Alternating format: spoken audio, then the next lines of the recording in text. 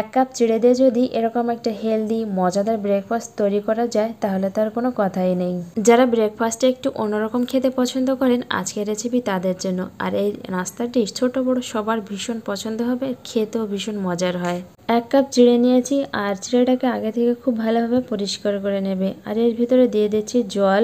পরিমাণ মতো জল দিয়ে চিড়েটাকে 2 থেকে 3 বার খুব ভালোভাবে ধুয়ে নেব।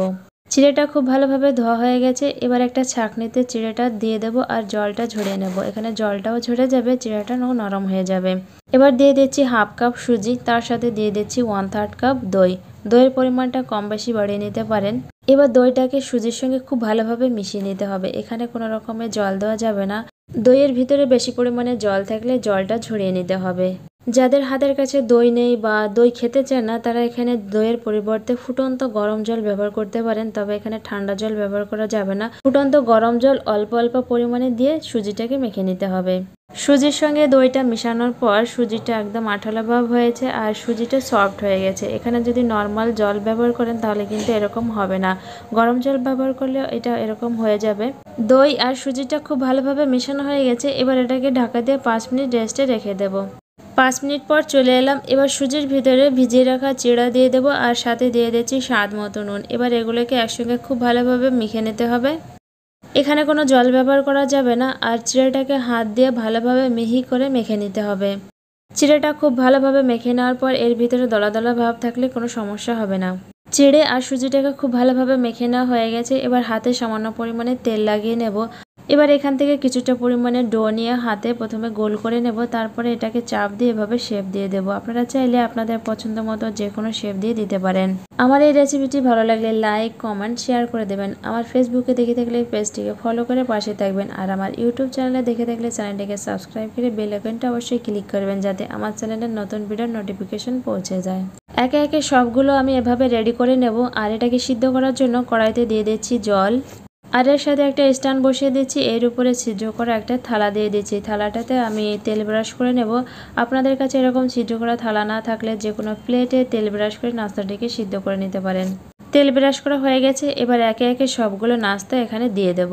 সকালে হালকা ফুলকা কিছু খেতে চাইলে বা হাতের সময় কম থাকলে ঝটপট কম সময়ের ভিতর এরকম একটা মজাদার হেলদি নাস্তা পুরো পরিবারের জন্য তৈরি করে নিতে পারেন। আর এই নাস্তাটি খেতে কিন্তু দারুণ লাগে। এই নাস্তাটি বানানোর পর হালকা হালকা গরম অবস্থায় যখন খাবেন তখন বুঝতে পারবেন এই নাস্তাটি খেতে কতটাই মজার হয়। এবার এটাকে ঢাকা দেব। ঢাকা দিয়ে এটাকে 4-5 মিনিটের মতো সিদ্ধ করে নেব। ঢাকনাটা তুলে নিচ্ছি, সিদ্ধ হয়ে গেছে। এবার এটাকে নামিয়ে ঠান্ডা করে নেব। আপনারা চাইলে নাস্তাটিকে ঠান্ডা করে যে কোনো চাটনির সঙ্গেও খেতে পারেন। কড়াই নিয়েছি, কড়াইটা গরম হয়ে গেছে। কড়াইতে দিয়ে দিচ্ছি তেল। তেলটা গরম হয়ে গেছে। এবার দিয়ে দিচ্ছি কুচানো রসুন আর তার সাথে দিয়ে দিচ্ছি সরিষা। দিয়ে দিচ্ছি কাঁচা লঙ্কা কুচি, তার সাথে দিয়ে দিচ্ছি কিছুটা পরিমাণে কারি পাতা। কারি পাতাটা দেওয়ার জন্য নাস্তায় খুব সুন্দর একটা ফ্লেভার আসবে, তবে কারি পাতা না থাকলে এটা স্কিপ করে দিতে পারেন।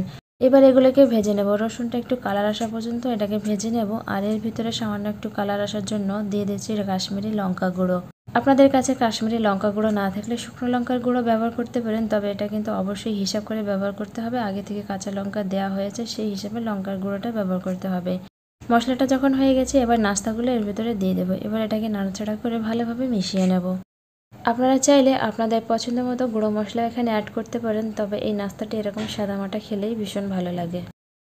আমার এই রেসিপিটি কে কোথা থেকে দেখছেন কমেন্টে অবশ্যই জানাবেন যাতে আমি আপনাদের ধন্যবাদ জানাতে পারি। নাস্তাটা প্রায় হয়ে এসেছে। এবার এর ভিতরে দিয়ে দিচ্ছি স্বাদ মতো নুন, তার সাথে দিয়ে দিচ্ছি সামান্য পরিমাণে ধনেপাতা কুচি। আর এর সাথে দিয়ে দেবো সামান্য পরিমাণে টমেটো সস। টমেটো সসের পরিমাণটা আপনারা আপনাদের পছন্দ মতো কম বেশি বাড়িয়ে নিতে পারেন। এবার এগুলোকে একসঙ্গে খুব ভালোভাবে মিশিয়ে নেব। এই নাস্তাটি এভাবে বানালে আলাদা করে কোনো চাটনি বানানোর দরকার হবে না, তবে আপনারা চাইলে চাটনির সঙ্গে এই নাস্তাটি খেতে পারেন। সকালের ব্রেকফাস্টে এভাবে খুব সহজে হালকা ফুলকা হেলদি একটা নাস্তা তৈরি করে নিতে পারেন। খেতে কিন্তু দারুণ মজার হয়। আর ভিডিওটি কেমন লাগলো অবশ্যই জানাবেন। অবশ্যই বাড়িতে একবার ট্রাই করবেন।